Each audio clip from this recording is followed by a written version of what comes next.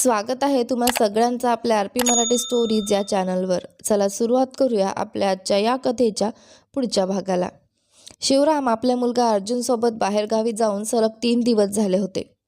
या 3 दिवसात श्रद्धाने एक जबरदस्त योजना आखली होती. पण अमित सलग 3 दिवस ऑफिसमध्येच आला नाही आणि तिची सगळी योजना पाण्यात गेली. शुभमुहूर्ताचा दिवस असल्यामुळे मीनाक्षीने आपल्या मुलाला मुलगी पाहण्यासाठी मुंबईला नेले होते. मुलीला अमित आवडला आणि अमितलाही आपल्या कुटुंबाला पसंत पडलेली मुलगी योग्य वाटल्याने त्यानेही होकार दिला. दोन्ही कुटुंबात लग्नाची बोलणी रंगली आणि अख्खा दिवस त्यातच गेला. पुढच्या 10 दिवसात लग्न ठरले. त्यामुळे लग्नाच्या तयारीसाठी अमितने सलग 2 दिवसांची सुट्टी घेतली. ऑफिसमध्ये श्रद्धाच्या रागापासून वाचलेला एकही कर्मचारी उरला नव्हता. ती कोणत्या कारणासाठी ओरडते आहे हे तिलाच कळत नव्हते. तिचा सगळा राग ती प्रत्येकावर काढत होती. ऑफिसमधल्या प्रत्येकाला ती एखाद्या राक्षसीसारखी वाटत होती. उद्या तरी अमित येईल का या विचाराने ती सतत नखं कुरतडत होती. बराच वेळ तिच्याकडे पाहत असलेल्या शारदाने विचारलं, "मी बघते बराच वेळ. तू स्वतःशीच काय बोलतेस? काय झालं तुला?" पण श्रद्धा मात्र अमितच्या विचारात इतकी हरवली होती की तिला आईचा आवाजही ऐकू आला नाही. शारदाने तिच्या खांद्याला हलवत पुन्हा विचारलं, "अगं तुलाच विचारतेय." भानावर आलेली श्रद्धा चिडून म्हणाली, "काय गाई, उगाच सतत बोलत असतेस. जा ना तुझं काम कर." शारदा शांत झाली. तिने पुन्हा काहीच विचारलं नाही. श्रद्धाने एक निर्णय घेतला आणि अमितला फोन लावला. अमित जागाच होता. तिचा नंबर पाहूनही त्याने फोन उचलला नाही. क्षणातच श्रद्धाने मेसेज पाठवला, "महत्त्वाचं काम आहे, फोन उचल." तो मेसेज त्याने वाचला पण तरीही फोन घेतला नाही. तो मेसेज पाहिल्याचं तिला समजताच तिचं मन आणखी अस्वस्थ झालं. तिने पुन्हा फोन केला. असे 5-6 वेळा तिने फोन केले पण अमितकडून काहीच प्रतिसाद आला नाही. शेवटी तिने मेसेज केला, "आता फोन नाही उचललास तर थेट तुझ्या घरी येते." तो मेसेज वाचून अमितने उत्तर पाठवलं, "हिम्मत असेल तर ये." श्रद्धाने लगेच उत्तर दिलं, "आले तर काय करशील?" त्यावर अमितने लिहिलं, "आई तुझी झाडूने धुलाई करताना निवांत बसून बघेन." श्रद्धा हसली आणि लगेच मेसेज टाईप केला, "असं का? मग मी बाहेरच उभी आहे. दार उघड." तो मेसेज पाहताच अमितने घाईघाईने खोलीचा दिवा लावला आणि खिडकीतून बाहेर डोकावलं. मध्यरात्रीची वेळ होती. संपूर्ण गल्ली काळोखात बुडाली होती. मात्र अमितच्या खोलीतला लाईट लागल्यामुळे श्रद्धाने त्याची खोली ओळखली. यावेळी तिने मेसेज न करता थेट फोन केला. अमितने फोन उचलताच रागाने विचारलं, "कोणाला विचारून माझ्या घरी आलीस? हे तुझं ऑफिस नाही. शांतपणे निघून जा." श्रद्धा मात्र तितक्याच ठाम आवाजात म्हणाली, "खाली ये." अमित चिडून म्हणाला, "माझा राग चढवू नकोस. रस्त्यावर उभी आहेस म्हणून सोडतोय, नाहीतर पाय मोडून टाकेन." श्रद्धा खिडकीत उभ्या असलेल्या त्याच्याकडे पाहत म्हणाली, "तू खाली येणार आहेस का की मी आत येऊ?" अमित शांतपणे म्हणाला, "मी येणार नाही. तुला जे करायचंय ते कर." असं म्हणत त्याने फोन कट केला आणि खोलीचा लाईटही बंद केला. खारला टेकून उभी असलेली श्रद्धा त्याच्या प्रत्येक हालचालीकडे लक्ष ठेवून होती. आता बघच. ती खाली पडलेला एक दगड उचलते. नेम धरून तिने तो जोरात फेकला. क्षणातच तो दगड अमितच्या खिडकीची काच फोडत आत जाऊन पडला. अंधारात काहीतरी वाचत बसलेला अमित दचकला. त्याने पटकन लाईट लावला. फुटलेली काच पाहून त्याने दात घट्ट चावले. खिडकी उघडून त्याने खाली पाहिलं. श्रद्धा त्याच्याकडे बघत खाली येण्याचा इशारा करत होती. घराचं दार उघडेपर्यंत तो मांजरासारखा शांत आला, पण बाहेर पडताच सिंहासारखा तिच्याकडे चालत आला. तो समोर येताच श्रद्धाच्या मनातल्या भावना उसळून आल्या. तो तिच्यापर्यंत पोहोचण्याआधीच ती त्याच्याकडे चालत गेली. अमितने हात उगारत इशारा केला, "एक थप्पड मारली ना तर कानातून आवाज येणं बंद होईल." श्रद्धा जागच्या जागी थांबली. अमित संतापाने म्हणाला, "स्वतःला काय समजतेस तू? तुझ्या मनाप्रमाणे नाचवायचं खेळणं आहे का मी? मुलगी आहेस म्हणून गप्प उभा आहे, नाहीतर पाय मोडून घराच्या गेटला बांधून ठेवलं असतं. तुझा सगळा अहंकार तुझ्यापुरताच ठेव. माझ्यासमोर दाखवायचा प्रयत्न करू नकोस, नाहीतर माझा अहंकार कसा असतो ते दाखवावं लागेल." निर्जन रात्री त्याचा प्रत्येक शब्द तिच्या कानात जणू अंगाऱ्यासारखा घुमत होता. त्यांच्या समोरच्या बाजूला असलेल्या रस्त्यावरील दिवा तेजाने उजळत होता. त्या प्रकाशात अमितचा चेहरा आणखी देखणा दिसत होता. विस्कटलेले केस, बोलताना हातांची हालचाल, अंधारातही चमकणारे डोळे आणि त्यात दिसणाऱ्या लालसर शिरा. साध्या रात्रीच्या कपड्यातही तो एखाद्या राजकुमारासारखा भासत होता. तो रागाने बोलत असतानाही आपण त्यालाच न्याहाळत आहोत हे श्रद्धाच्या लक्षात आलं. काय टेस्ट आहे ग तुझी? श्रद्धा, हा तुला ओरडतोय आणि तू त्यालाच बघत बसली आहेस, असं स्वतःलाच सुनावत तिने नजर खाली वळवली. रस्त्याच्या दिव्यामुळे अमितची सावली तिच्या सावलीजवळ येऊन थांबली होती. तिने डोकं न उचलता त्या सावलीकडे पाहिलं. दोघांच्या सावल्यांमध्ये थोडंसं अंतर दिसत होतं. क्षणभर अमितकडे पाहून ती हळूच एक पाऊल पुढे सरकली, जेणेकरून दोघांच्या सावल्या एकमेकांना स्पर्श करू लागल्या. अमित अजूनही रागाने ओरडत होता. बहिरी झाली आहेस का? निघून जा म्हणतोय मी, आणि तू रस्त्यावर उभी राहून नाटक करतेस. पण श्रद्धाच्या कानापर्यंत त्याचा राग पोहोचतच नव्हता. ती फक्त त्याच्याकडे पाहण्यातच हरवून गेली होती. तिच्या डोक्याच्या मागे तिच्याच विवेकाने जणू जोरदार फटका मारला आणि श्रद्धा भानावर आली. तिने वर पाहिलं. अमितच्या डोळ्यातला संताप इतका तीव्र होता की त्याच्या नजरेनेच माणूस भस्म होईल असं वाटत होतं. तिच्या मनाचा एक भाग त्याच्या त्या रागीट रूपावरही फिदा झाला होता, तर दुसरा भाग स्वतःला चावर घालत होता. एवढं ओरडायची काय गरज आहे? एक महत्त्वाची गोष्ट होती म्हणून तुला भेटायला आले, ती शांतपणे म्हणाली. यावेळी बोलावं लागेल इतकं काय महत्त्वाचं आहे? उद्या सकाळी 6 वाजता कॉन्फरन्स मीटिंग आहे. तुला सांगण्यासाठी फोन केला पण तू उचललाच नाहीस. मीटिंगला तू आला नाहीस तर बाबा मलाच ओरडतील. तू मात्र चांगल्या मुलासारखा सटकशील. स्वतःची जबाबदारी नाही आणि माझ्यावरच ओरडतोयस. काय? रात्री रस्त्यावर आले म्हणून मी तुझ्यासारखी स्वस्त आहे असं वाटलं का? हे बोलताना मात्र तिची नजर त्याच्या डोळ्यांना भिडत नव्हती. अमित शांतपणे म्हणाला, कामाबद्दल अचानक एवढी काळजी कधीपासून? तुझ्यापेक्षा मला माझ्या कामाची जास्त काळजी आहे. उद्या सकाळी तुझ्या आधी ऑफिसमध्ये असेन. आता घरी जा. तो निघू लागला पण श्रद्धा लगेच म्हणाली, तुझ्यावर विश्वास ठेवायचा कसा? चल आत्ताच ऑफिसला जाऊया. ती काय बोलते आहे हे तिच्याच लक्षात येत नव्हतं. अमित मागे वळून तिच्याकडे एक कटाक्ष टाकतो. असं बघतोयस म्हणजे काय? आता 1 वाजायला आलाय. यानंतर झोपून उठून वेळेवर ऑफिसला येणं शक्य आहे का? पण तिच्या प्रश्नाचं उत्तर देण्याची त्याची इच्छा नव्हती. तो काहीही न बोलता घरात निघून गेला. अमित गेल्यानंतरही श्रद्धा तिथून हलली नाही. ती कारमध्ये बसून राहिली. 1 वाजले, मग 2, आणि पाहता पाहता 4ही वाजले.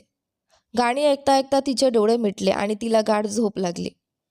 सकाळी 6ची मीटिंग असल्यामुळे अमितने 4चा अलार्म लावला होता. अलार्म वाजताच तो कसा बसा उठला. पहाटेचा उजेड आधीच खोलीत शिरू लागला होता. त्याने दिवाही लावला. उठताच त्याची नजर फुटलेल्या खिडकीवर गेली. काल श्रद्धाने फेकलेल्या दगडामुळे फुटलेली काच पाहून त्याचा पुन्हा संताप उफाळून आला. मनात श्रद्धावर चीड घेऊन तो अंघोळीसाठी गेला. मध्येच तो खिडकीतून बाहेर रस्त्याकडे पाहत होता. कार अजूनही तिथेच उभी होती. तो गोंधळला. घाईने खाली उतरून कारजवळ गेला. त्याने कारच्या काचेवर हलकेच टकटक केली. श्रद्धा, आतून काहीच प्रतिसाद आला नाही. आजूबाजूला पाहून त्याने सावधपणे कारचं दार उघडलं. दार उघडताच सीटला टेकून झोपलेली श्रद्धा तोल जाऊन थेट त्याच्या हातात पडली. अचानक झालेल्या त्या हालचालीमुळे तिचे डोळे किंचित उघडले. पहाटेच्या थंडगार सूर्यप्रकाशाऐवजी तिच्यासमोर अमितचा रागाने लालबुंद झालेला चेहरा होता. अर्धवट झोपेतच ती हलकसं हसली. क्षणाचाही विलंब न करता अमितने तिच्या गालावर एक जोरदार चापट मारली. आह! ती किंचाळत जागी झाली. वेदनेने तिचे डोळे पाणावले. अमित संतापाने म्हणाला, तुझ्यात मुलीसारखा एकतरी गुण आहे का? हे तुझं घर आहे का? एखादा दुसराच माणूस दार उघडलं असतं तर असंच त्याच्या अंगावर पडली असतीस ना? श्रद्धाच्या डोळ्यातही राग उसळला. ती दातोट खात म्हणाली, ऐक गुलामा, पुन्हा एकदा माझ्यावर हात उचललास तर हा हात तुझा राहणार नाही. हे ऐकताच अमित पुन्हा तिच्यावर हात उगारायला गेला, पण यावेळी श्रद्धाने त्याचा हातच घट्ट पकडला. अमितने हात झटकून घेतला आणि तिला निघून जाण्याचा आदेश दिला. श्रद्धा मात्र निर्धाराने म्हणाली, तुझं ऐकणं माझ्यासाठी बंधनकारक नाही. झोपेत गाडी चालवली तर थेट वर पोहोचेन. तू तुझं काम कर. असं म्हणत तिने कारचं दार बंद केला आणि पुन्हा डोळे मिटून झोपली. थोड्याच वेळात कारचं दार उघडल्याचा आवाज आला. श्रद्धाच्या ओठांवर नकळत हसू उमटलं. ती झोपेचं नाटक करत शांत पडून राहिली. तर दुसरीकडे अमित चिडचिड करत कार चालवत होता. डोळे न उघडताच श्रद्धा हळूच म्हणाली, गुलामा, ती मुलगी तुला आवडली का? अमितने तिच्याकडे रागाने पाहिलं. तिने डोळे न उघडताच त्याची प्रत्येक हालचाल ओळखली. असं रागाने बघू नको. सांग ना, ती मुलगी आवडली का? अमितने उत्तर दिलं, तुझ्यासारखी नाही, खूप चांगली मुलगी आहे. मग आवडणार नाही का? हे ऐकताच श्रद्धाने एकच डोळा उघडून त्याच्याकडे पाहिलं. हं, मग त्या मुलीबद्दल माझ्या मनापासून सहानुभूती, असं म्हणत तिने पुन्हा डोळे मिटले. अमितही लगेच म्हणाला, तुझ्याशी लग्न करणारा जो कोणी असेल ना, त्याच्यासाठी समुद्रकिनारी पुतळा उभारायला हवा, एवढी सहानुभूती त्याला मिळेल. श्रद्धा क्षणाचाही विलंब न करता म्हणाली, मग बोलणं सोड आणि आपणच लग्न करूया ना गुलामा. ते शब्द ऐकताच अमितने जोरात ब्रेक दाबला. अचानक लागलेल्या ब्रेकमुळे मागे झोपलेली श्रद्धा पुढे येऊन डॅशबोर्डवर आपटली. तिने कपाळ चोळत अमितकडे रागाने पाहिलं. अरे खुनी माणसा, झोपलेल्या मुलीला गाडीत बसवून मारायचाच विचार आहे का तुझा? अमितचा चेहरा मात्र कुंकवासारखा लाल झाला होता. श्रद्धा काहीच बोलली नाही. तिने शांतपणे डोळे मिटले. बराच वेळ कोणीच काही बोललं नाही. अखेर अमितने पुन्हा कार सुरू केली. सुरुवातीला कार झटक्याने पुढे निघाली, पण हळूहळू त्याचा राग शांत होत गेला आणि गाडी नेहमीप्रमाणे धावू लागली. त्याचा राग ओसरल्याचं श्रद्धाच्या लक्षात आलं. ती हळूच म्हणाली, मी विचारलेल्या प्रश्नाचं अजून उत्तर दिलं नाहीस. अमितने तिच्याकडे न पाहताच उत्तर दिलं, आयुष्यात पहिल्यांदाच एखादा प्रश्न ऐकून इतकी घृणा वाटली आहे तर तो तुझा प्रश्न आहे. तुझ्यासारख्या मुलीसोबत स्वाभिमान असलेला एकही पुरुष आयुष्य घालवणार नाही. तुझ्यासोबत जगणं म्हणजे जिवंतपणे नरक भोगण्यासारखं आहे. त्यात तू म्हणजे रक्तपिपासू राक्षसीच. तुला लग्नाची गरजच काय? गावोगावी फिरत राहा. अमित शांतपणे गाडी चालवत राहिला. श्रद्धा मात्र डोळे मिटून शांत बसली. 10 मिनिटांनी कार तिच्या घरासमोर थांबली. अमित काहीही न बोलता कारमधून उतरला आणि मागे न वळता चालत निघून गेला. समोरच्या काचेतील त्याचं प्रतिबिंब पाहत श्रद्धा विचार करू लागली, हा किती दूर चालत जाणार आहे ते बघूया. तिने लगेच मोबाईलमध्ये राईड बुकिंग ॲप उघडलं आणि अमितच्या घराच्या पत्त्यावर एक ऑटो बुक केला. त्यावेळीच एका चालकाने राईड स्वीकारली. श्रद्धाने त्याला फोन केला. दादा, याच रस्त्यावर लाल रंगाचा टी शर्ट घातलेला एक मुलगा चालत जात असेल, त्याला जाऊन विचारा रिक्षा हवी का. तिने अमितच्या घराचा पत्ता सांगितला आणि पुढे म्हणाली, तो नाही म्हणेल, पण कसं बसं समजावून त्याला रिक्षात बसवा. मी दिलेल्या पत्त्यावर त्याला सोडलं तर तू मला 2,000 रुपये देईन. सुरुवातीला चालकाने काहीतरी गडबड असेल म्हणून नकार दिला. श्रद्धाने आणखी पैसे देण्याचं आश्वासन दिलं आणि त्याला तयार केलं. मात्र चालकाला काही मेहनत करावी लागली नाही. रिक्षा समोर येताच अमितने स्वतःच ती थांबवली. स्वतःचा पत्ता सांगितला आणि रिक्षात बसला. श्रद्धा मोबाईलवर त्याचं लाईव्ह लोकेशन पाहत बसली होती. रिक्षा दिलेल्या पत्त्यावर पोचल्याचं दिसताच ती चालकाच्या फोनची वाट पाहू लागली. अमित रिक्षेतून उतरल्याबरोबर चालकाचा फोन आला. श्रद्धाने क्षणाचाही विलंब न करता त्याच्या पेमेंट ॲपवर ठरलेले 2,000 रुपये पाठवले. काही घडलं असलं तरी अमित आपल्या कर्तव्याबाबत कधीच हलगर्जी नव्हता. तो अगदी वेळेवर ऑफिसमध्ये पोहोचला. श्रद्धाही जणू कामासाठीच आली आहे असा आव आणून मीटिंगसाठी तयार झाली. दोघेही स्क्रीन समोर बसले आणि कॉन्फरन्स मीटिंग सुरू झाली. श्रद्धासाठी हा पहिलाच अनुभव होता. ती जिथे जिथे अडखडली तिथे तिथे अमितने तिची शांतपणे मदत केली. स्वतःची बोलण्याची वेळ येताच मात्र अमितने आपल्या प्रभावी व्यक्तिमत्वाची छाप पाडली. समोरच्या लोकांनी प्रश्न विचारण्याआधीच त्याने आत्मविश्वासपूर्ण आणि दमदार शब्दात सगळ्यांना प्रभावित केलं. फक्त समोरचेच नव्हे तर श्रद्धाही त्याच्या बोलण्याने भारावून गेले. 2 तासांनंतर मीटिंग यशस्वीरित्या संपली. संपूर्ण वेळ व्हिडिओ कॉलवर उपस्थित असलेले शिवराम जवळजवळ तासभर अमितचं कौतुक करत राहिले. अर्जुननेही पहिल्यांदाच अमितच्या क्षमतेची मनापासून दखल घेतली. मीटिंग हॉलमधून बाहेर पडताच अमितने श्रद्धाला पुढचं काम समजावून सांगितलं. काळजीपूर्वक करा मॅडम, यात एकही चूक होता कामा नये. हे डॉक्युमेंट आपण सबमिट करण्यात असलेले सर्वात महत्त्वाचे आहेत. अगदी छोट्याशा ठिपक्याची चूक होऊ देऊ नका. श्रद्धाने मान हलवत होकार दिला आणि आपल्या कॅबिनमध्ये गेली. अमितही स्वतःच्या कॅबिनमध्ये पोहोचला, पण आत गेल्यावर तो थबकला. संपूर्ण कॅबिन रिकामी होती. गोंधळून त्याने एका कर्मचाऱ्याला विचारलं. तो म्हणाला, सर, मॅडमनी तुमचं सगळं सामान त्यांच्या कॅबिनमध्ये हलवायला सांगितलं. अमित लगेच श्रद्धाच्या कॅबिनमध्ये गेला. तिच्या टेबलासमोरच त्याचं टेबल व्यवस्थित लावलेला होता. त्याचं सगळं सामानही नीटनेटकं ठेवलेलं होतं. तो नाराज होऊन म्हणाला, मॅडम, माझं सगळं सामान इथे का आणलं? श्रद्धा निर्विकारपणे म्हणाली, हे सगळं तुझ्या पैशाने विकत घेतलं आहे का? कुठे ठेवायचं हा माझा निर्णय. जिथे तुझा टेबल आहे तिथे बसून काम कर. अमित ठामपणे म्हणाला. माझ्याकडून अशा प्रकारे काम होणार नाही. तो बाहेर पडू लागला. श्रद्धा धावत जाऊन त्याच्यासमोर उभी राहिली. गुलामा, प्रोजेक्टचं खूप काम आहे. मला सतत तुझ्या कॅबिनमध्ये ये जा करणं शक्य नाही. म्हणून तुझं टेबल इथे आणलं आहे. आता इथेच बस. ती बोट दाखवत त्याला धमकावत होती. अमितची नजर मात्र तिच्या त्या उगारलेल्या बोटावर खेळली. त्याच्या नजरेचा धाक इतका होता की श्रद्धाचा हात आपोआप खाली आला. तेव्हाच अमितने तिच्याकडे पाहणं थांबवलं. तो शांत पण ठाम आवाजात म्हणाला, तुमच्या मनाप्रमाणे मी काम करणार नाही. 10 मिनिटात माझं सगळं सामान पुन्हा माझ्या कॅबिनमध्ये पाहिजे, नाहीतर सरांकडे तक्रार करीन. तो निघून गेला. मागून श्रद्धा मोठ्याने म्हणाली, जा, सांगा. त्यांना समजावणं माझ्यासाठी काही कठीण नाही. अमित चालतच म्हणाला, या प्रोजेक्टमध्ये छोट्यातली छोटी चूक झाली तरी सरांचा राग अनावर होईल. हे त्याचं अनेक वर्षांचं स्वप्न आहे. मुलगी आहेस म्हणूनही ते तुला माफ करणार नाहीत. तुझ्या बाबांबद्दल तुलाच माझ्यापेक्षा जास्त माहिती आहे. हे बोलून तो तिथून निघून गेला. श्रद्धाने मनात उसळलेल्या स्वाभिमानाचा राग कसाबसा आवरला आणि त्याचं सगळं सामान पुन्हा त्याच्या कॅबिनमध्ये हलवलं. थोडा वेळ थांबून अमित पुन्हा आपल्या कॅबिनमध्ये गेला. त्याला वाटलं होतं की आता सगळं पूर्वीसारखं असेल, पण आतलं दृश्य पाहून तो स्तब्ध झाला. फक्त त्याचं सामानच नाही तर श्रद्धाने स्वतःचा टेबलही त्याच्या कॅबिनमध्ये हलवला होता.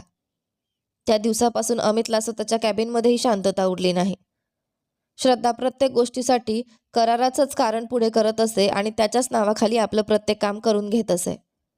दुपारच्या जेवणाची सुट्टी होताच अमित नेहमीप्रमाणे आपला डबा घेऊन निघाला. त्याच्या मागोमाग मात्र एखाद्या छोट्या मांजराच्या पिल्लासारखी श्रद्धा शांतपणे चालत होती. काल श्रद्धाने काम आहे म्हणून जेवण नाकारलं होतं.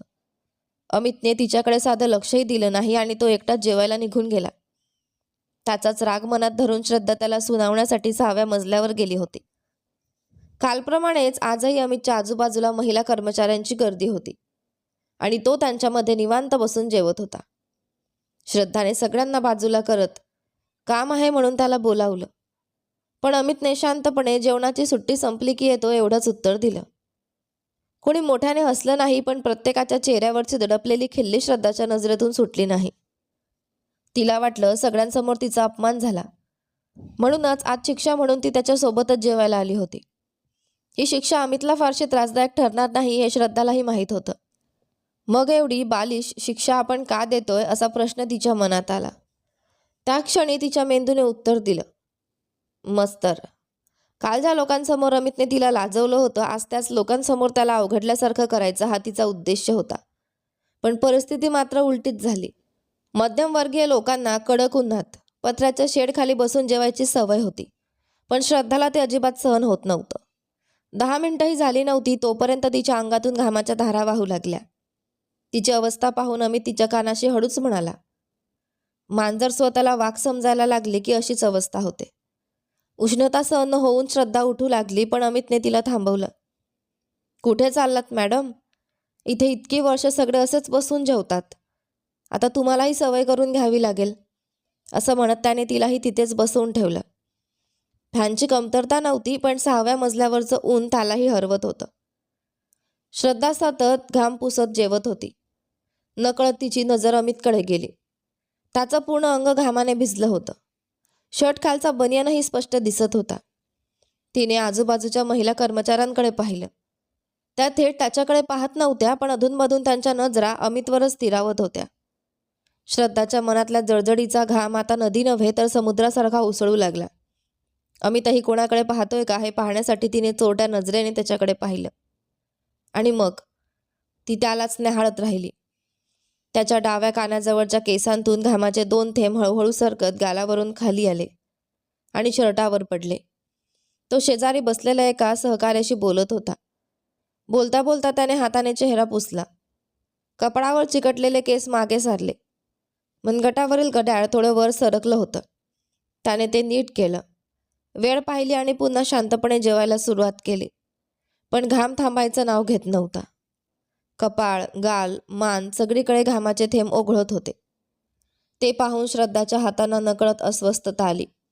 जणू तिनेच ते थेंब पुसावेत अशी विचित्र इच्छा तिच्या मनात दाटून आली. अमितने शर्टची कॉलर थोडी मागे सारली. त्याच्या छातीच्या वरचा भाग श्रद्धाला दिसला. तिथेही घामाचे चमचमणारे थेंब अजूनही खाली सरकत होते. त्या थेंबासोबतच श्रद्धाची नजरही नकळत खाली सरकली.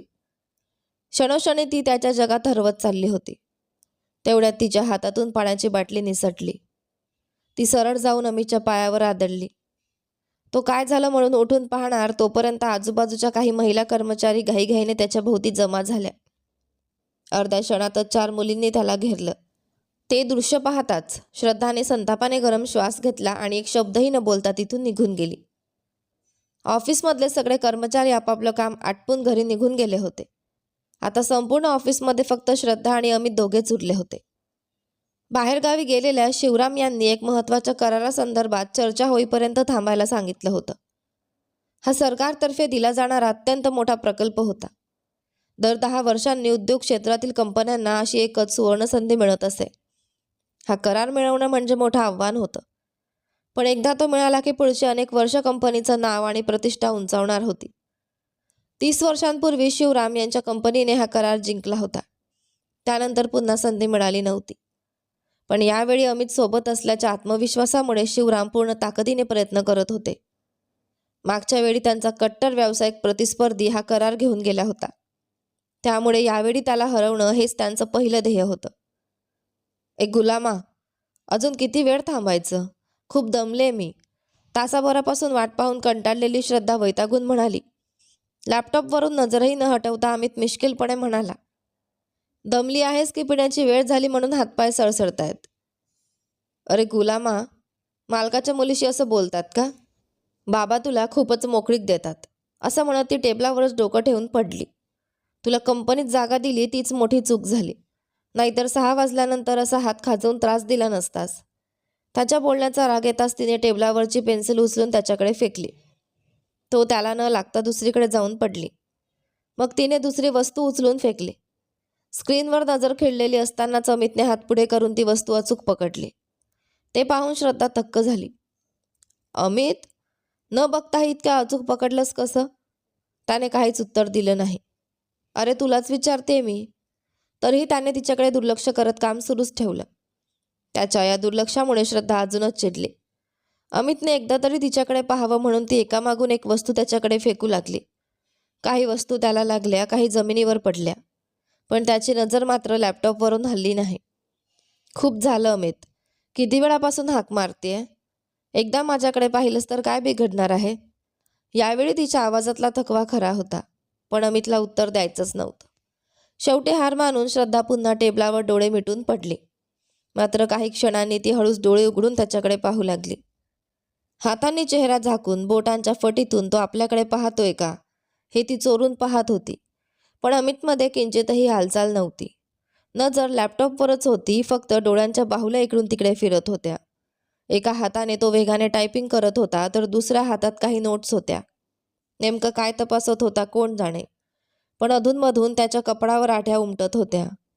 एसीची थंड हवा थेट त्याच्यावर पडत असल्याने त्याचे केस हलकेसे उडत होते. त्याच्याकडे पाहत राहिलेली श्रद्धा नकळत त्यालाच निहाळत बसली. अचानक मोबाईलची रिंग वाजली. शरीर न हलवता अमितने फक्त डोळे उजवीकडे वळवून मोबाईलकडे पाहिला आणि पुन्हा स्क्रीनकडे लक्ष दिलं. हे पाहताच श्रद्धाच्या डोक्यात एक खोडकर कल्पना आली. तिने स्वतःच्या मोबाईलवरून त्यालाच कॉल केला. यावेळीही अमितने रोबोटसारखं फक्त डोळे मोबाईलकडे वळवले आणि समोर टेबलावर डोळे मिटून पडल्याचं नाटक करणाऱ्या श्रद्धाकडे रागाने पाहिलं. ती मात्र मनातल्या मनात हसत होती. मोबाईल टेबलाखाली लपवून तिने पुन्हा कॉल केला. पुन्हा तो तिच्याकडे रागाने पाहू लागला. दुसऱ्या कॉललाच रागावलेला अमित 6व्यांदा कॉल येताच पेन स्टँड तिच्या अंगावर न लागेल अशा पद्धतीने तिच्या दिशेने फेकतो.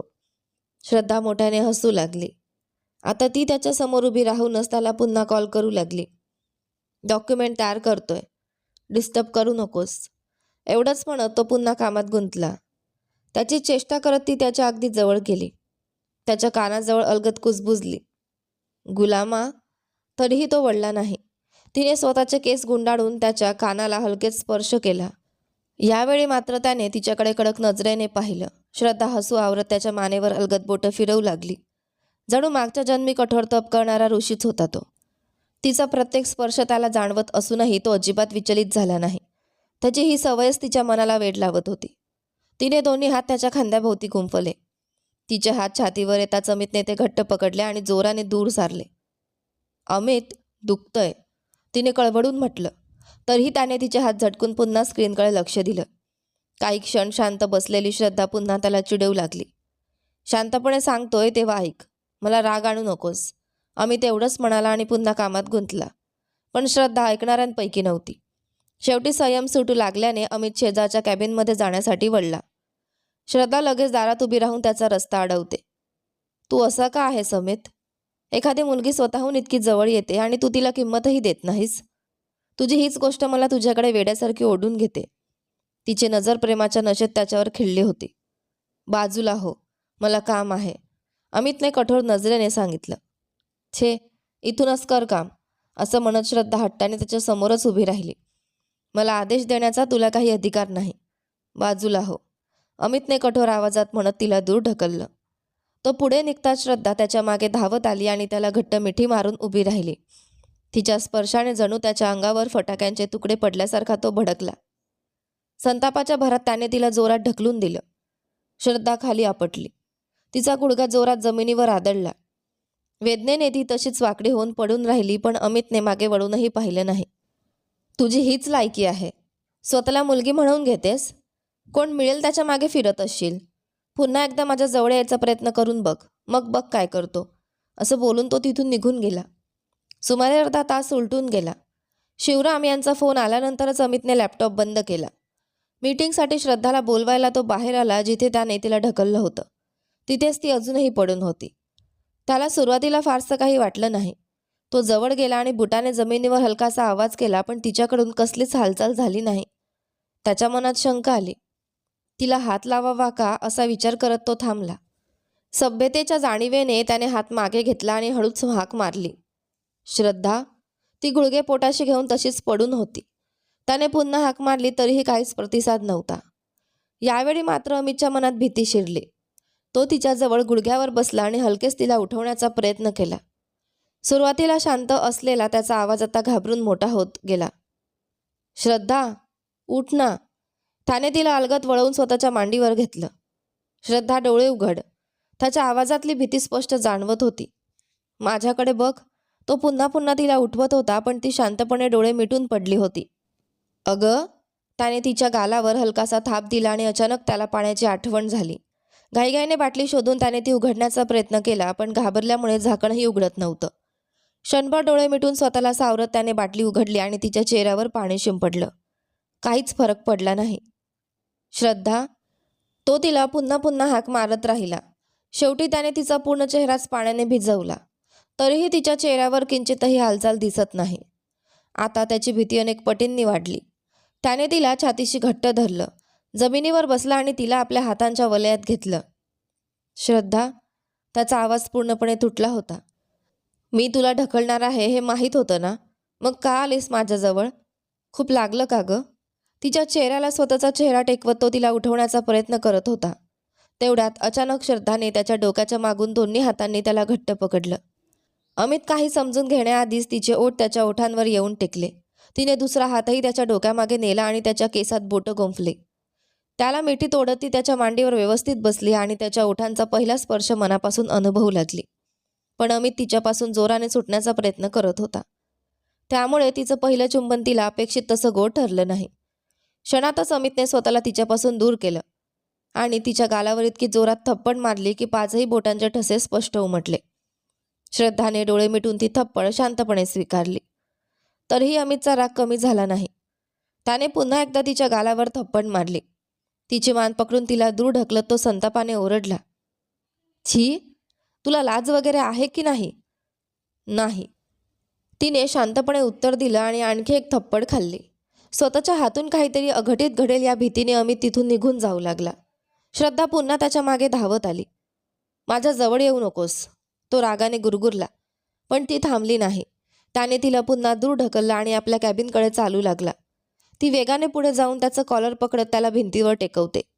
अमितने तिचे मनगट इतक्या जोरात पिळले की तिला असह्य वेदना झाल्या. तरीही ती हसत म्हणाली, आत्ताच काय म्हणालास?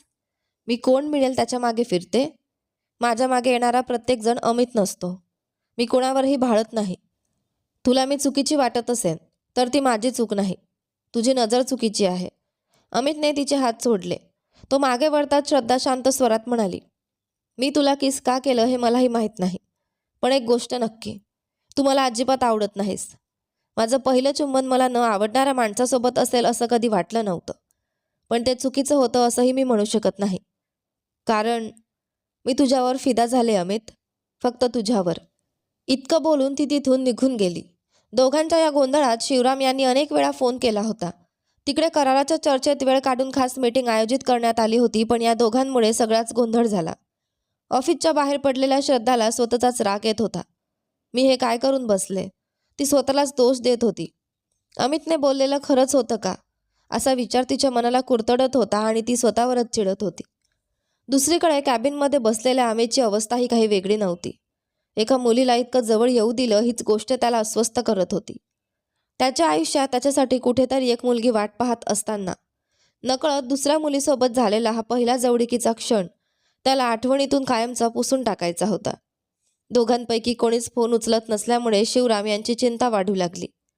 त्यांनी अर्जुनकडे तक्रार केली. अर्जुनने आधी श्रद्धाला फोन केला, तिने तोही उचलला नाही. मग त्याने अमितला फोन लावला. यावेळी अमित थोडा सावरला होता. त्याने कॉल उचलताच फोन शिवराम यांच्या हातात गेला. सॉरी सर, थोडं कामात अडकलं होतं, अमितने स्वतःला सावरत उत्तर दिलं. काही हरकत नाही अमित, पण तुम्हा दोघांना काही अडचण तर आली नाही ना, अशी मला खूप चिंता वाटत होती. शिवराम यांनी सुटकेचा निश्वास टाकत म्हटलं. बोलता बोलता शिवराम यांनी पुन्हा मुलीची चौकशी केली. अमित मात्र विषय टाळण्याचा प्रयत्न करत होता, पण शिवराम सहजासहजी मागे हटणारे नव्हते. अमित, श्रद्धा ही फोन उचलत नाहीये, जरा फोन तिच्याकडे दे. आता नकार देण्याचा मार्गच उरला नव्हता. अमित तिच्या समोर जाऊन उभा राहिला आणि काही न बोलता फोन तिच्याकडे पुढे केला. श्रद्धा शांतपणे खुर्चीत बसली होती. कोणाचा फोन असेल या विचाराने तिने मोबाईल कानाला लावला. वडिलांचा आवाज ऐकताच ती म्हणाली, काही नाही बाबा, फोन सायलेंटवर होता. तुम्ही मोकळे असाल तर आत्ताच मीटिंग घेऊया. त्यावर शिवराम म्हणाले, नाही श्रद्धा, आता शक्य नाही. उद्या सकाळी 7 वाजता ऑफिसमध्ये या. उद्याच ही चर्चा पूर्ण झाली पाहिजे. कोणतंही कारण न सांगता तुम्ही दोघांनीही मीटिंगला हजर राहायचं. इतकं बोलून त्यांनी फोन ठेवला. श्रद्धा अगदी सहजपणे अमितकडे पाहत म्हणाली, एक गुलामा, उद्या सकाळी मीटिंग आहे, लवकर ये. अमितही जणू काहीच घडलं नव्हतं अशा शांतपणे म्हणाला, ठीक आहे, तुम्ही आता निघा. मगच उद्या सकाळी लवकर येणं शक्य होईल. मला घरी जायला येतं, तू निघ. तिच्या त्या अधिकारवाणीवर अमितने कटाक्ष टाकला. आता 12 वाजलेत. इतक्या रात्री मी घरी जाऊन परत येऊ शकत नाही. अशा वेळी ऑफिसमध्येच थांबण्याची मला सवय आहे. तुम्ही निघा. दोघंही जणू काहीच घडलं नव्हतं अशा शांतपणे बोलत होते. हं. इतकंच म्हणून श्रद्धाची नजर वारंवार मुख्य दरवाजाकडे जाऊ लागली. तिला क्षणभर कोणीतरी बाहेर उभं असल्याचा भास झाला. ती मान वाकवून नीट पाहू लागली. तिची नजर पाहून अमितनेही मागे वळून पाहिलं, पण तिथे कोणीच नव्हतं. श्रद्धा उठली. अमित, बाहेर कोणीतरी उभा आहे असं वाटतंय, असं म्हणत ती दरवाजाकडे चालू लागली. यावेळी इथे कोणी येणार नाही असं म्हणत अमितही तिच्या मागे गेला. दोघं दरवाजाजवळ उभे राहिले. बाहेर कोणीतरी असल्याची जाणीव दोघांनाही होत होती. दोघांनी एकमेकांकडे पाहिलं. श्रद्धा पुढे पाऊल टाकणार इतक्यात अमितने तिला थांबवलं आणि स्वतः पुढे सरकला. यावेळी मात्र श्रद्धानेच त्याचा हात पकडून त्याला अडवलं. श्श. अमितने शांत राहण्याचा इशारा करत उघड्या दरवाजाच्या बाजूला भिंतीला टेकून उभा राहिला. त्याने हातवारे करून तिला सांगितलं, माझ्या मागे येऊ नको श्रद्धा. तो पुढे पाऊल टाकणार इतक्यात श्रद्धाने त्याचा हात घट्ट पकडला. अमित, नको, मी जाते, ती अगदी हळू आवाजात म्हणाली. छे, आता नाटक करू नकोस, शांत उभी राहा, असं कुजबुजत अमित भिंतीला चिकटून सावधपणे पुढे सरकत राहिला. आणखी एक पाऊल टाकलं की तो बाहेर जाणार होता. तेवढ्यात श्रद्धा घाबरून त्याच्या छातीला बिलगली. मला खूप भीती वाटतेय, प्लीज जाऊ नकोस. अमितने रागाने तिला दूर सारलं. हात उगारून तिला मारणारच होता, पण तिच्या चेहऱ्यावर उमटलेली खरी भीती पाहताच त्याचा हात हवेतच थांबला. तो शांत झाला. मी जातो, तू इथेच थांब, असं म्हणत श्रद्धा त्याच्या पुढे उभी राहिली. काही होणार नाही, माझ्या मागे राहा. अमितने तिला स्वतःच्या मागे उभं केलं. ती सुरक्षित उभी आहे याची खात्री करून तो झपाट्याने दरवाजाजवळ पोहोचला, पण तेवढ्यात श्रद्धा धावत पुढे गेली आणि दरवाजा जोरात बंद करून टाकला. अमित दचकून मागे वळला. तू वेडी झाली आहेस का? आत्ता दरवाजा का बंद केलास? खरंच बाहेर कोणी असतं तर या आवाजाने सावध होऊन पळून गेलं असतं. तो चिडून म्हणाला. काही हरकत नाही, पण तू बाहेर जाऊ नकोस. ती अजूनही घाबरलेल्या आवाजात म्हणाली. तू सांगशील ते सगळं मी ऐकत बसू शकत नाही. असं म्हणत अमितने दरवाजा उघडण्याचा प्रयत्न केला. श्रद्धाने लगेच त्याच्या शर्टाची कॉलर पकडली. मी किती वेळापासून सांगते ना, जाऊ नकोस. एकदा तरी माझं ऐकशील का? ती त्याला हलवत म्हणाली. शर्ट सोड. अमितचा आवाज पुन्हा कठोर झाला. सोडणार नाही. तिने त्याच्या डोळ्यात डोळे घालत ठामपणे उत्तर दिलं. सोडलं तर तू बाहेर जाशील. त्यात तुला काय प्रॉब्लेम आहे? प्रॉब्लेम काहीच नाही, पण तू बाहेर जाणार नाहीच. बस. श्रद्धाने ठाम आवाजात सांगितलं, पण अमितने तिचं काहीच ऐकलं नाही. तिने त्याच्या शर्टाला घट्ट धरलेले हात त्याने जबरदस्तीने सोडवले आणि दरवाजाकडे हात नेला. श्रद्धा मोठ्याने ओरडली. किती वेळ सांगू? एकदाही माझं ऐकणार नाहीस का? एवढा कसला अहंकार आहे तुला? तू बाहेर गेलास आणि समोरचा माणूस काहीतरी केलं तर? एवढ्या रात्री कुणालाही मदतीला बोलावणंही शक्य होणार नाही. मूर्खपणा करू नकोस अमित. मी बाबांना फोन करून CCTV कॅमेऱ्यात कोण आहे ते पाहायला सांगते. तिचं बोलणं ऐकताच अमितचं मन क्षणभर तिच्यात अडकून पडलं. त्याच्या भुवया जुळल्या. तो तिच्याकडे एकटक पाहू लागला. रागाने तिचे ओठ थरथरत होते. हात अनावरपणे कापत होते. डोळ्यात घाबरटपणा आणि एखाद्याला वाचवण्याची तडफड स्पष्ट दिसत होती. AC सुरू असूनही तिच्या कपडावर घामाचे थेंब जमा झाले होते. भीतीने तिचा चेहरा लाल झाला होता. श्रद्धा. अमितच्या तोंडून तिचं नाव बाहेर पडताच ती धावत त्याला बिलगली. जाऊ नकोस, प्लीज जाऊ नकोस अमित. त्या दिवशी मला जबरदस्तीने घेऊन गेले होते. पुढचे शब्दच फुटेनात. ती थरथर कापत होती. अमितच्या मनात काहीतरी जुनं आठवण्याचा प्रयत्न सुरू झाला. त्याने अलगद तिच्या डोक्यावरून हात फिरवला. ती त्याच्या मिठीत अजूनच घट्ट शिरली. तिने वर पाहिलं, पण क्षणात पुन्हा त्याच्या छातीवर डोकं टेकवलं. तो तिला शांत करण्यासाठी काही बोलणार इतक्यात बाहेरून आवाज आला. सेत. दोघेही दचकले आणि पटकन एकमेकांपासून दूर झाले. पुन्हा बाहेरून आवाज आला. मी आहे, महेश. श्रद्धाने खोल श्वास घेत स्वतःला सावरलं. आत ये. तोपर्यंत अमितने दरवाजा उघडला होता. समोर महेश उभा होता. श्रद्धा त्याच्यावर लगेच चिडली. असं येऊन उभं राहतात का? आधी फोन तरी करायचा ना. कोणीतरी चोर उभा आहे असं वाटून आम्ही किती घाबरलो माहिती आहे. खरंच चोर समजून तुलाच मारलं असतं तर? काही अक्कल आहे का तुला? आणि एवढ्या रात्री कशासाठी आलास? महेश हसू लागला. काय? तू घाबरली होतीस? Stop it. श्रद्धाच्या आवाजातला कठोरपणा स्पष्ट जाणवत होता. महेश अजूनही हसत म्हणाला. तू आणि घाबरलीस हे मी कधीच मानणार नाही. हा अमित घाबरला असं म्हणाली असतीस तर कदाचित विश्वास ठेवला असता. अमितने त्याच्याकडे रोखून पाहिलं. श्रद्धा पुन्हा म्हणाली. का आलास ते विचारलं मी. महेशचा चेहरा क्षणात उतरला. काय सीत, तू असं का बोलतेस? तुला भेटायला यायचं असेल तर कारण सांगायला हवं का? आपली मैत्री अशी नव्हती. हल्ली तू खूप बदलली आहेस. मित्रच नेहमी सगळ्यात महत्त्वाचे असं सांगणारी माझी सीत आता राहिलीच नाही. आठवडाभर झाला तुला पाहून. वेळ काढून तुला भेटायला आलो आणि तू माझाच अपमान केलास, असं म्हणत तो निघून जाऊ लागला.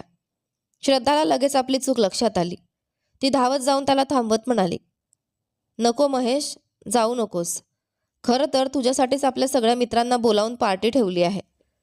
तुला सरप्राईज द्यावं म्हणून स्वतः तुला घेऊन जायला आले होते, पण मीच उलट तुलाच बोलले. महेश पुढे चालतच राहिला. श्रद्धाने त्याचा हात पकडला. सॉरी महेश. ऑफिसचा ताण, त्यात इतक्या रात्री बाहेर कोणीतरी आहे असं वाटल्यामुळे मी घाबरले होते. त्या सगळ्याचा राग तुझ्यावर काढला. चुकीचं समजू नकोस. चल आत. महेशचं मन लगेच विरघळलं. अगं यात सॉरी कसला? तो हसत पुन्हा खुर्चीवर येऊन बसला.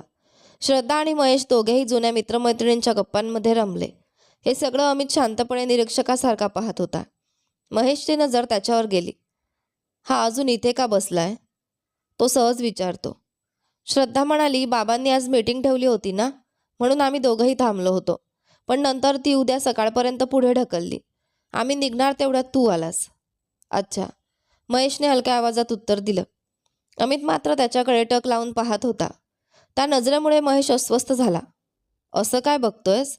तो विचारताच अमितने शांत पण धारदार आवाजात विचारलं. तू इथे कधी आलास? महेश थोडा गोंधळला. आत्ताच. थोड्या वेळापूर्वी? थोड्या वेळापूर्वी म्हणजे नेमकं किती वेळ? अमितचा प्रश्न अधिकच रोखटोक होता. महेशने क्षणभर श्रद्धाकडे पाहिलं. तुम्ही दोघं आत बोलत होतात. आवाज येत होता. म्हणून मी बाहेरच उभा होतो. अचानक तुम्ही दरवाजा बंद केलात म्हणून मी आवाज दिला. हं. अमितने काही न बोलता त्याच्याकडे प्रश्नार्थक नजरेने पाहिलं. पण महेशच्या चेहऱ्यावर उत्तर नव्हतंच. अमित बस ना, श्रद्धा मध्येच म्हणाली. महेशने मात्र त्रासिक नजरेने अमितकडे पाहिलं. अमित शांतपणे म्हणाला, मला असं वाटतंय तू आम्हा दोघांकडे बराच वेळ पाहत उभा होतास. महेशला उत्तरच सुचेना. त्याने मदतीसाठी श्रद्धाकडे पाहिलं. आताच महेशला रागवल्यामुळे श्रद्धाने यावेळी त्याची बाजू घेतली आणि अमितचं बोलणं तिथेच थांबवलं. तरीही अमितची नजर सतत प्रश्न विचारत होती आणि महेशची नजर त्या प्रत्येक प्रश्नापासून पळ काढत होती. महेशने घातलेल्या गोंधळामुळे मध्यरात्र उलटून गेली होती. अजून काही तासात सूर्योदय होणार होता. अशा वेळी त्याला कसं पाठवायचं हे अमित आणि श्रद्धा दोघांनाही सुचत नव्हतं. पण आपण त्रास देतो याची महेशला अजिबात जाणीव नव्हती. श्रद्धा, मित्रांचे सतत फोन येत आहेत. आता तू येणार आहेस की नाही? तो हट्टाने म्हणाला. श्रद्धाने मोबाईलमध्ये कोणाला तरी मेसेज टाईप केल्यासारखं करत अमितला पाठवला. ए गुलामा, ह्याला कसंही करून पाठव, नाहीतर हा मला पार्टीला घेऊनच जाईल. मग उद्याची मीटिंग अटेंड करता येणार नाही. नोटिफिकेशनचा आवाज येताच अमितने मोबाईल उघडला आणि संपूर्ण मेसेज वाचला. श्रद्धा त्याच्या उत्तराची वाट पाहत होती. पण अमितने तिच्याकडे पूर्ण दुर्लक्ष केलं आणि तिथून निघून गेला. त्याच्या वागण्याने श्रद्धा दातोट खात पुन्हा मेसेज पाठवते. गुलामा, तुला मारून टाकेन. यावेळी अमितने उत्तर दिलं. अक्कल आहे का तुला? तो वेडा आहे हे माहीत असूनही त्याच्यासोबत फिरतेस कशाला? मी काही करू शकत नाही. जमलं तर तूच त्याला हकलून लाव. मी झोपायला जातो. मेसेज पाठवून तो खरंच त्याच्यासाठी राखून ठेवलेल्या खोलीत झोपायला निघून गेला. श्रद्धाने पुन्हा त्याला मेसेज केला. मी त्याच्या मागे फिरते का? तोच माझ्या मागे फिरतो. बिचारा म्हणून प्रत्येक वेळी शांतपणे बोलते म्हणून तो आणखी चिकटतो. प्लीज अमित, उद्याची मीटिंग तरी वाचव, नाहीतर बाबा खूप रागावतील. त्यानंतरही तिने अनेक मेसेज पाठवले पण अमितने एकही मेसेज उघडला नाही. श्रद्धाच्या हालचाली महेश शांतपणे पाहत होता. मनात मात्र तो अमितला शिव्या घालत होता. अमितचा संशय चुकीचा नव्हता. श्रद्धाने अमितला किस केलं त्याच वेळी महेश ऑफिसमध्ये आला होता. जे काही त्याने पाहिलं त्यावर त्याचाच विश्वास बसत नव्हता. दोघांचं बोलणं ऐकून तो भानावर आला. एवढी वर्ष ओळख असूनही श्रद्धा कधीच त्याच्याशी इतकी जवळीक साधत नव्हती. पण अमितला मात्र तिने इतकं जवळ येऊ दिलं होतं. त्या क्षणापासून महेशच्या मनात अमितबद्दल प्रचंड राग निर्माण झाला. अमितने श्रद्धाला आपल्या प्रेमात पाडलं आहे असा त्याचा गैरसमज झाला आणि कोणत्याही परिस्थितीत श्रद्धाला अमितपासून दूर करायचं अशी त्याने मनाशी शपथ घेतली. सेत, आता यापुढे मी तुला विनवण्या करणार नाही. तुला मी आवडत नाही हे समजतंय मला. काही हरकत नाही. आजपासून मी त्याला कोणत्याही प्रकारे त्रास देणार नाही, मेलो तरी. महेशने मुद्दाम दयनीय चेहरा करत म्हटलं. श्रद्धा त्रासलेल्या स्वरात म्हणाली. अरे, एवढे मोठे शब्द कशाला वापरतोयस? उद्या सकाळी मीटिंग आहे म्हणूनच विचार करत होते. प्रत्येक वेळी असंच भावनिक बोलून मला ब्लॅकमेल करतोस. ही शेवटची वेळ आहे. पुन्हा माझ्याशी असं बोलू नकोस. तिने त्याच्याकडून तयार होण्यासाठी 10 मिनिटांचा वेळ मागितला. तिच्या बोलण्याने महेशच्या मनात राग आला. पण तो चेहऱ्यावर न दाखवता तिच्या मागे शेपूट हलवणाऱ्या मांजरासारखा मान हलवत बसला. श्रद्धा बाहेर पडली आणि थेट अमितच्या खोलीत गेली. आतल्या छोट्या खोलीत अमित नाईट लॅम्प बंद करून झोपला होता. दरवाजा उघडल्याचा आवाज ऐकताच कोण आलंय हे त्याला समजलं. तरीही तो शांतपणे पडून राहिला. श्रद्धा सरळ आत आली आणि त्याच्या अंगावर बसली. क्षणातच अमितने तिला जोरात ढकललं. ती खाली पडली. कंबर जोरात आपटल्याने ती कळवळली. एक गुलामा, खूप दुखतंय, असं ढकलतात का? अमित निर्विकारपणे म्हणाला. प्रत्येक वेळी सांगत बसणार नाही. माझ्याजवळ येऊ नकोस. आलीस तर असंच दुखणार. श्रद्धा रागाने म्हणाली. तू सायको आहेस का? प्रत्येक वेळी वेगळाच चेहरा दाखवतोस. तुझा खरा चेहरा कोणता आहे हे कळेपर्यंत मी तुला सोडणार नाही. अमित ते तिच्याकडे रोखून पाहिलं. आणखी एक शब्द बोललीस तर अशी लाथ मारेन की तोंड उघडता येणार नाही. निघ इथून. श्रद्धा हल्लीही नाही. अमितने तिला घाबरवण्यासाठी हलकासा पाय उचलला पण तो खरंच मारेल या भीतीने श्रद्धाने दोन्ही हात चेहऱ्यासमोर ढाल म्हणून धरले. अमित म्हणाला, भीती वाटते ना? मग स्वतःचा जीव वाचव आणि इथून निघ. तो पुन्हा शांत झाला. श्रद्धा मात्र शांतपणे म्हणाली. ए गुलामा, तूही माझ्यासोबत पार्टीला चल ना. फक्त 1 तास. कसं तरी त्याला तिथे सोडून आपण परत येऊ. नाहीतर तो इथून अजिबात जाणार नाही. अमितचा राग पुन्हा वाढला. आधीच चिडलोय मी. त्याच्याबद्दल बोलून अजून डोकं फिरवू नकोस. त्याच्यावर एवढा राग का? श्रद्धाने विचारलं. अमितने लगेच प्रतिप्रश्न केला. मग त्याच्यावर तुला एवढं प्रेम का? मी असं कधी म्हणाले? सांगायची गरज नाही. तुमचं वागणंच सगळं सांगतं. सारखं सेत सेत ऐकूनच वैताग आलाय. अमितच्या त्या बोलण्यावर श्रद्धा खळखळून हसली. ती त्याच्या खांद्यावर हात ठेवत म्हणाली, अरे वा, अमितलाही मस्तर होतं वाटतं. ती त्याचा खांदा हलवू लागली. अमित संतापला. मार खाल्ल्याशिवाय शांत बसणार नाहीस बहुतेक. श्रद्धा लगेच उठून उभी राहिली. मीही बघते, सारखा मारण्याची धमकी देतोच. चल मारून दाखव. असं म्हणत तिने शर्टाच्या बाह्यावर सरकवल्या आणि हाताची बाही चढवून आव्हान दिलं. चल बघू किती ताकद आहे तुझ्यात. अमित उठून बसला. वरपासून खालपर्यंत तिच्याकडे निरखून पाहिलं. श्रद्धा त्याच्याजवळ येत म्हणाली, हे रागावणं माझ्यावर चालणार नाही. नीट माझ्यासोबत चल, नाहीतर मला हरवून दाखव आणि मग झोप. असं म्हणत तिने त्याच्या चेहऱ्यासमोर बोटं वाजवले. अमितने तिच्याकडे न पाहताच दुसऱ्या बाजूला तोंड वळवलं. श्रद्धा त्याच्या खांद्यावर थाप मारत चिडवू लागली. काय रे, घाबरलास का? काळजी करू नकोस, मी तुला काही करणार नाही. यावेळी मात्र अमितचा संयम सुटला. त्याने मागे न वळताच उजवा हात तिच्या गालावर ठेवला आणि तिचं तोंड उशीकडे दाबलं. सुरुवातीला तो साधाच स्पर्श वाटला, पण पुढच्या क्षणी त्याने इतक्या जोराने दाबलं की तिला श्वास घ्यायलाही त्रास होऊ लागला. अरे खुनी, सोड मला. ती त्याच्या छातीवर हाताने मारू लागली. अमितने तिचे दोन्ही हात एका हातात पकडले. दातोट खात तो म्हणाला, मी आल्यापासून बघतोय, खूपच नाटक करतेस. तू स्वतःला काय समजतेस? अजून थोडं दाबलं तर सरळ तुझ्या आजोबांकडे पोहोचशील. आणि ऐक, ही शेवटची वेळ आहे. त्या महेशला पुन्हा तुझ्यासोबत पाहिलं तर अजिबात सहन करणार नाही. इतकं बोलताना अमित स्वतःच्याच आखून दिलेल्या मर्यादा नकळत ओलांडून गेला होता. आता मात्र अमितचा राकटपणा तिला वेदना देण्याऐवजी हसू आणत होता. तिच्या शरीराची धडपड जाणवताच अमित म्हणाला, तुझ्या अंगात नुसती चरबी भरली आहे. असं म्हणत त्याने तिचा चेहरा अजून जोरात गादीत दाबला. तिच्या हाताने डोकं त्याच्या तावडीत अडकले होते. फक्त पाय जमिनीवर धडपडत होते. तिची ती धडपड पाहून अमितच्या मनात क्षणभर दया आली. त्याने आधी तिचे हात सोडले आणि मग चेहराही मोकळा केला.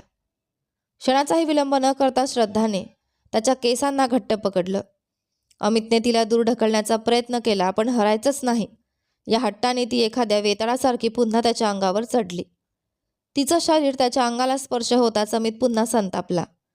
त्याने पूर्ण ताकदीने तिला दूर ढकलण्याचा प्रयत्न केला, पण ती जणू गोंदासारखी त्याला चिकटून राहिली. त्याचे केस सोडायचं नावच घेत नव्हती. राग शांत होईपर्यंत ती त्याचे केस जोरजोरात ओढू लागली. आता मात्र अमितला खरंच वेदना होऊ लागल्या. अगं म्हशी, दुखतंय ग राक्षसी. तो केस वाचवण्यासाठी धडपडू लागला, पण श्रद्धा काही ऐकायला तयार नव्हती.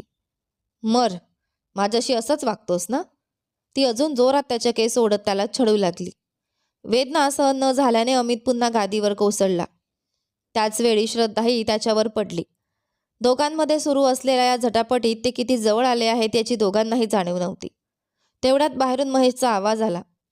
सेत, अजून तयार झाली नाहीस का? आवाज ऐकताच श्रद्धा दचकली. तिने लगेच त्याचे केस सोडले आणि त्याच्यावरच निश्चल पडून राहिली. श्रद्धा दिसत नसल्याने महेश तिला शोधत आला होता. दरवाजाबाहेर उभा असताना त्याच्या कानावर दोघांचं बोलणं पडलं. त्याच्या मनात संताप क्षणात उसळला. त्याच्या कल्पनेत मात्र दोघे काहीतरी वेगळंच करत आहेत अशी चित्र तयार झाली. रागाच्या भरात त्यानेच आवाज दिला. अमित त्याच्यावर ओरडणार इतक्यात श्रद्धा कुजबुजली. श्श, ओरडू नकोस, तो आत येईल. इतक्या हळू आवाजात ती बोलली की जणू हवेलाही ऐकू येणार नव्हतं. आधी उठ. अमित उठण्याचा प्रयत्न करू लागला, पण श्रद्धाने त्याचं तोंड हाताने झाकलं. आवाज करू नकोस, तो खरंच आत येईल. तेव्हाच अमितला जाणवलं तिचा चेहरा त्याच्या चेहऱ्याच्या अगदी जवळ होता. त्याने मान दुसरीकडे वळवली. त्या हालचालीने त्याला पूर्ण जाणीव झाली की श्रद्धा अजूनही त्याच्या अंगावरच पडली होती. राग आणि संकोच दोन्ही एकाच वेळी त्याला अस्वस्थ करत होते. तो कुजबुजला. हा इथे कसा आला? श्रद्धाने निरागस चेहरा करत उत्तर दिलं. सतत फोन करत होता, म्हणून मी मेसेज केला की मी ऑफिसमध्ये आहे. तेवढ्यावरूनच इथे येऊन उभा राहिला. अंधारामुळे तिच्या त्या निरागस चेहऱ्याचं सौंदर्य अमितला पाहताच आलं नाही. तो त्रासिकपणे म्हणाला, सगळं करून शेवटी मलाच मारतेस? बाजूला हो. तिला हलकंसं दूर सारून तो बाहेर आला. महेश शांतपणे उभा होता. अमित निर्विकारपणे म्हणाला, मॅडम आत तयार होत आहेत, तू बाहेर थांब. इतकं बोलून तो पुन्हा आत गेला. महेशच्या मनात मात्र विष साचत होतं. सगळं करून आता मॅडम म्हणतोय. थांब, योग्य वेळ आली की तुला धडा शिकवेन. श्रद्धाला माझ्यापासून कोणीही दूर करू शकत नाही. मी तिच्याशी लग्न करेपर्यंत थोडे दिवस चिकटून राहा. अमितबद्दलचा त्याचा द्वेष वडाच्या झाडासारखा वाढत होता. पण अजून वेळ आलेली नाही हे त्यालाही समजत होतं. म्हणून तो शांतपणे बाहेरच थांबला. आत आल्यावर अमितने दिवा लावला. त्याला बाहेर पाठवलंय, आता तूही नीट बाहेर जा, त्याने आदेश दिला. श्रद्धा मात्र थकलेल्या आवाजात म्हणाली, तूही चल ना गुलामा, असं म्हणत ती गादीवर आडवी झाली. अमितचा संयम सुटू लागला. मी शांतपणे बोलतोय म्हणून डोक्यावर बसू नकोस. आधीच तू जे काही केलंय त्यामुळे प्रचंड चिडलोय. आणखी माझा राग वाढवू नकोस. श्रद्धाने डोळे मिटलेलेच होते. ती थकलेल्या स्वरात म्हणाली, अमित, दुपारपासून काही खाल्लं नाही. इतक्या वेळ झोपही नाही. खूप दमले मी. त्याच्यासोबत गेले तर अजूनच थकून जाईन. तू सोबत आलास तर काहीतरी कारण सांगून आपण लगेच परत येऊ. प्लीज बघ ना, तुझी श्रद्धा किती बिचारी आहे. तिच्या तोंडून आलेला तुझी श्रद्धा हा शब्द ऐकताच काही तासांपूर्वी तिला त्याने प्रेमाने हाक मारलेला क्षण अमितच्या डोळ्यासमोर उभा राहिला. तो क्षण तिच्या मनातून कायमचा पुसून टाकण्याच्या हेतूने तो म्हणाला, त्याला सरळ निघून जायला का सांगत नाहीस? त्याला एवढं महत्त्व का देतेस? असं काय आहे तो तुझ्यासाठी? श्रद्धाने शांतपणे उत्तर दिलं, त्याला आई वडील कोणीच नाहीत अमित. खूप श्रीमंत असला तरी आपलं असं कोणी नाही म्हणून तो त्याच्या काकूच्या घरी राहतो. कॉलेजमध्ये आमची मैत्री झाली तेव्हापासून तो माझ्याशी खूप जोडला गेलाय. बिचारा, स्वतःचं असं कोणीच नसल्यामुळे माझ्याच मागे फिरत असतो. अशा माणसाला मी कसं दूर लोटू सांग? बोलून झाल्यावर थकव्याने श्रद्धाचे डोळे मिटू लागले. अमित काही क्षण विचार करत उभा राहिला. मग शांतपणे म्हणाला, ठीक आहे, मीही येतो. पण जसं म्हणालीस तसं फक्त 1 तास, त्यानंतर आपण निघायचं आणि यापुढे त्या महेशशी जास्त बोलायचं नाही. सगळ्यात महत्त्वाचं म्हणजे दारूला हातही लावायचा नाही. डोळे न उघडताच श्रद्धा हलकेच हसली. माझ्याबद्दल इतका गैरसमज करून घेतलायस का? दारू तर सोड, मला कोणतंच वाईट व्यसन नाही. तिने स्वतःची बाजू मांडली. पण अमितच्या चेहऱ्यावरून त्याचा अविश्वास स्पष्ट दिसत होता. शेवटी दोघेही खोली बाहेर आले. महेशच्या नजरेत मात्र त्या दृश्याचा पूर्णपणे चुकीचा अर्थ तयार झाला. श्रद्धासोबत जाण्यासाठी तो इतका वेळ स्वतःच हट्ट धरून बसला होता. पण अमित येणार असल्यामुळे त्याचा सगळाच प्लॅन फसला. महेश नाराजीने काही बोलू लागला. श्रद्धाने त्याचं बोलणं तोडत म्हटलं, उद्या सकाळी मीटिंग आहे महेश. तू पार्टीत गेल्यावर नक्की दारू पिऊन बेशुद्ध होशील. तुझ्यावर विश्वास ठेवून येणं शक्य नाही. इतकंच बोलून ती पुढे निघाली. पबच्या बाहेर श्रद्धाने कार थांबवली. अमित चल, ती म्हणत खाली उतरली. तिच्यासोबत चालण्यासाठी महेश लगेच कारमधून उतरला. त्याच्या मागोमाग अमितही खाली आला. मी येत नाही, तू जा, अमितने नकार दिला. पण श्रद्धाने त्याचा हात घट्ट धरला आणि जबरदस्तीने त्याला आत घेऊन गेली. त्यांच्या मागून महेश रागाने पाहत चालत होता. आत मोठमोठ्याने संगीत वाजत होतं. दारूच्या नशेत बुडालेले लोक नाचत होते. ते दृश्य पाहताच अमितचा चेहरा वाकडा झाला. अरे वेड्या, हे लोक बघूनच किळस येते. हात सोड, मी बाहेर जातो. तो हात सोडवण्याचा प्रयत्न करू लागला. चल ना, फक्त थोड्या वेळासाठी. श्रद्धाने त्याचा हात अजून घट्ट पकडला. हे सगळं पाहून महेशच्या मनात मस्तराचा जणू ज्वालामुखीच पेटला. श्रद्धाला पाहताच तिचे मित्रमैत्रिणी आनंदाने ओरडू लागले. पण तिच्या हातात एका अनोळखी मुलाचा हात पाहताच सगळे शांत झाले. कारण श्रद्धा कोणालाही सहज स्पर्श करू देणारी नव्हती. कोणी मर्यादा ओलांडली तर तिच्या चपलेचा प्रसाद मिळणं निश्चित होतं. अशा मुलीसोबत अमित अगदी सहज चालत येत होता. एक जण लगेच म्हणाला, सेठ हा कोण? दिसायला तर एकदम भारी आहे. क्षणात श्रद्धाचा चेहरा कठोर झाला. तिने रागाने नजर फिरवताच सगळे गप्प बसले. महेश तिच्या शेजारी बसायला येत होता, पण श्रद्धा म्हणाली, अमित चल आपण तिकडे बसू, असं म्हणत तिने अमितला स्वतःजवळ बसवलं. पार्टी रंगात आली. प्रत्येकजण आपापल्या जगात रमला. महेशही दारूच्या नशेत बुडून गेला. पण त्याची नजर वारंवार अमितवरच खेळत होती. श्रद्धा तिच्या मैत्रिणींशी गप्पा मारत होती. तेवढ्यात अमित तिच्या कानाजवळ येऊन म्हणाला, मी कारमध्ये थांबतो, तू झाल्यावर ये, असं म्हणून तो उठला. श्रद्धाने लगेच त्याचा हात धरला. थांब ना अमित, थोड्याच वेळात जाऊ. पण अमितने हात सोडवला. मला इथे अजिबात आवडत नाही, मी जातो. तो बाहेर निघून गेला. श्रद्धाच्या वागण्याकडे तिच्या मैत्रिणी अवाक होऊन पाहत होत्या. कोणालाही काही विचारायची हिंमत होत नव्हती. कारण चुकीच्या वेळी प्रश्न विचारला तर श्रद्धा चांगलीच संतापेल हे त्यांना ठाऊक होतं. श्रद्धा अमितच्या जाणाऱ्या पाठमोऱ्या आकृतीकडे पाहत होती. मग ती मैत्रिणींकडे वळली. तेवढ्यात तिच्या नजरेस एक मुलगी पडली. ती मुलगी अमितकडे श्रद्धापेक्षाही जास्त तल्लीन होऊन पाहत होती. तिच्या हातातला मोबाईल पाहताच श्रद्धाच्या मनात संशय आला. ती थेट तिच्यासमोर जाऊन उभी राहिली. तू अमितचे फोटो काढलेस का? तिने मोबाईलकडे पाहत विचारलं. येस. ती मुलगी लाजत मोबाईलकडे पाहू लागली. हे उत्तर ऐकताच श्रद्धाच्या कानातून जणू धूर निघू लागला. रागाने तिचे ओठ फुगले. त्या मुलीने मोबाईल तिच्या समोर धरला. बघ ना, किती हँडसम आहे तो. असा मुलगा दिसला तर फोटो काढायचाच ना. श्रद्धा संतापते याची तिला अजिबात कल्पना नव्हती. मग ती दारूच्या नशेत हसत म्हणाली, काय? तो तुझा बॉयफ्रेंड आहे का? Lucky girl. पण खरं सांगू, त्याच्यासोबत तुझ्यापेक्षा मी जास्त छान दिसेन. इथेच ती थांबली असती तर कदाचित श्रद्धा एवढी संतापली नसती.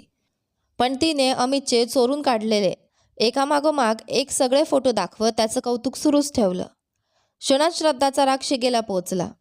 तिने त्या मुलीच्या हातातून मोबाईल हिसकावून जोरात जमिनीवर आपटला. मोठ्या आवाजामुळे आसपासचे काही लोक वळून पाहू लागले. मोबाईल फुटताच ती मुलगी रागाने काही बोलायला तोंड उघडणार तोच श्रद्धाने तिच्या गालावर जोरदार चापट मारली. त्या एका थप्पडीने तिची सगळी नशा उतरली. ती धडपडत उठली. हे हाव, इतकंच बोलली होती तोवर श्रद्धाने दुसरी थप्पड मारली. यावेळी ती थेट जमिनीवर कोसळली. श्रद्धा मात्र सोफ्यावर पायावर पाय ठेवून निवांत बसली होती. तिने हाताने इशारा करत म्हटलं, उठ. घाबरतच ती मुलगी उभी राहिली. मोबाईल उचल, श्रद्धाने आदेश दिला. ती काही न समजल्यासारखी तिच्याकडे पाहू लागली. जे सांगते ते कर. श्रद्धाच्या कठोर आवाजाने ती लगेच फुटलेला मोबाईल उचलून घेऊन आली. तिने तुटलेल्या स्क्रीनवर कसंबसं गॅलरी उघडली. श्रद्धाने अमितचे सगळे फोटो स्वतः डिलीट केले. पुन्हा एकदा पूर्ण गॅलरी तपासून आणखी काही फोटो नाही त्याची खात्री केली. सगळं झाल्यावर तिने त्या मोबाईल आधीपेक्षाही जास्त जोरात दूर फेकून दिला. मग त्या मुलीकडे बोट दाखवत थंड पण धोकादायक आवाजात म्हणाली, पुन्हा एकदा तुझी नजर अमितवर गेली ना तर ते डोळेच उपटून टाकेन. तिने बोट कडकडावत हाताने बाहेर जाण्याचा इशारा केला. आउट. ती मुलगी निघून जाऊ लागली. तेवढ्यात श्रद्धाने तिला पुन्हा हाक मारली. तो बाहेरच उभा आहे. चुकून सुद्धा त्याच्याकडे बघायचं नाही, नाहीतर त्या मोबाईलची जी अवस्था झाली तीच तुझीही होईल. श्रद्धाच्या चेहऱ्यावरचा संताप पाहून समोरची मुलगी अक्षरशः थरथर कापू लागली. श्रद्धा बाहेर आली. कारला टेकून उभ्या असलेल्या अमितचा शर्ट तिने वेड्यासारखा पकडला आणि अस्ताव्यस्त करून टाकला. अगं वेडी आहेस का? काय करतेस? अमित स्वतःचा शर्ट सावरण्याचा प्रयत्न करू लागला. श्रद्धा मात्र अजूनही संतापाने फणफणत होती. ती तुला बघत होती हे माहीत होतं ना? तिच्या गालावर एक ठेवून माझ्याकडे का बघतेस असं विचारता आलं नसतं का? तिच्यासमोर हिरोसारखा उभा होतास. थांब, आता पुढे कोणासमोर स्टाईल मारायचा चेहराच ठेवणार नाही, असं म्हणत तिने त्याचे केसही विस्कटून टाकले. अमित तिला थांबवण्याचा प्रयत्न करत होता पण श्रद्धाने त्याला अक्षरशः बाहुलीसारखं बनवून सोडलं. तरीही तिचा राग शांत झाला नाही. ती पुन्हा त्याचा शर्ट विस्कटू लागली. शेवटी अमितचा संयम सुटला. त्याने तिचे केस मुठीत पकडले. चल ग दारुडे, आपल्या ऑफिसमध्ये जाऊन भांडू, असं म्हणत त्याने तिला जवळजवळ ओढतच कारमध्ये बसवलं आणि दोघे ऑफिसकडे निघाले. दोघांसाठी सकाळचं उजाडणं मीटिंग हॉलमध्येच झालं. शिवराम अत्यंत उत्साहाने आपल्या स्वप्नातील सरकारी कराराबद्दल बोलत होते. आज कागदपत्र पाठवली तर पुढील 6 दिवसात निकाल मिळणार होता. ही जबाबदारी त्यांनी अमितवर सोपवली आणि स्वतः पुण्याकडे निघण्याची तयारी करू लागले. मीटिंग संपल्यावर अमित घरी गेला. त्याची वाट पाहत बसलेल्या मीनाक्षी म्हणाल्या, चल, मुलीसाठी साडी घ्यायला जायचं आहे. अमितने कामाचं कारण सांगून नकार दिला. मीनाक्षींनी अचानक विचारलं, अमित, ती मुलगी तुला आवडत नाही का? त्या प्रश्नाने तो क्षणभर गोंधळला. त्याच्या डोळ्यांसमोर नकळत श्रद्धाचा चेहरा तळून गेला. आईनंतरच सगळं हा स्वतःला दिलेला शब्द तो मनात पुन्हा म्हणू लागला. तो उत्तर देण्यात इतक्यात शेखरजी म्हणाले, अगं मीनाक्षी, तो आधीच स्पष्ट बोललाय ना, आपली पसंती म्हणजे त्याची पसंती. मीनाक्षी मात्र शांत बसल्या नाहीत. आयुष्य त्यालाच जगायचं आहे. मला काय माहीत, आपल्या आनंदासाठी तू जबरदस्तीने होकार तर देत नाही ना?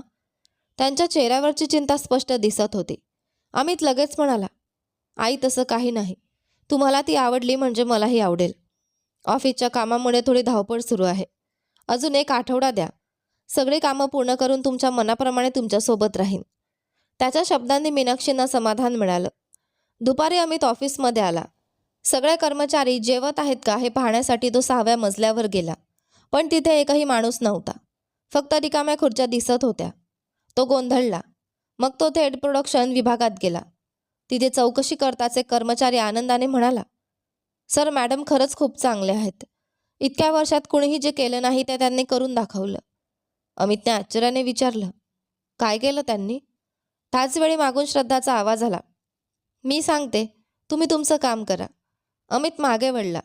कर्मचारी दोघांकडे न पाहताच आपापल्या कामात व्यस्त झाले. श्रद्धा मात्र सरळ अमितच्या खांद्यावर हात ठेवून उभी राहिली. अमितने क्षणात तिचा हात बाजूला केला. श्रद्धा जीभ चावत हसली. अरे या ना अँग्री बर्ड, असं म्हणत तिने पुन्हा त्याच्या खांद्यावर हात ठेवला. आतापासून या ऑफिसमध्ये पुरुषांसाठी आणि महिलांसाठी स्वतंत्र जेवणाची व्यवस्था केली आहे. त्याचं काम 6व्या मजल्यावर सुरू आहे. तोपर्यंत सगळे ग्राउंड फ्लोअरवर जेवतील. बोलता बोलता तिने त्याच्या शर्टचं बटन फिरवलं. पंख्याच्या वाऱ्यात बसून शर्ट खराब होऊ नये म्हणून पूर्ण ऑफिसमध्ये AC लावायला सांगितलंय. आता नीट मुलासारखा पुरुषाच्या रांगेत बसून जेवायचं, समजलं? असं म्हणताना तिच्या चेहऱ्यावर निरागस हास्य होतं. अमितच्या भुवया वर खाली झाल्या. श्रद्धाने दोनदा डोळे मिचकावत त्याच्याकडे पाहिलं. ऑफिसमधले पुरुष कर्मचारी हा बदल आनंदाने साजरा करत होते, पण काही महिला कर्मचाऱ्यांना मात्र एक गोष्ट स्पष्ट जाणवत होती. श्रद्धा अमितवर गरुडासारखी नजर ठेवून होती. तर श्रद्धा आणि अमित यांच्यामध्ये पडलेली ही प्रेमाची ठिणगी पुढे काय वळण घेईल हे पाहूया आपल्या या कथेच्या पुढच्या भागामध्ये. पण तोपर्यंत तुम्हाला आजचा भाग कसा वाटला मला कमेंट करून नक्की सांगा. सोबत व्हिडिओला लाईक करा, शेअर करा, चॅनलवर नवीन असाल तर सबस्क्राईब करा आणि हो, नोटिफिकेशन बेल नक्की दाबा जेणेकरून येणाऱ्या पुढील व्हिडिओची अपडेट तुम्हाला सगळ्यात आधी मिळेल. धन्यवाद.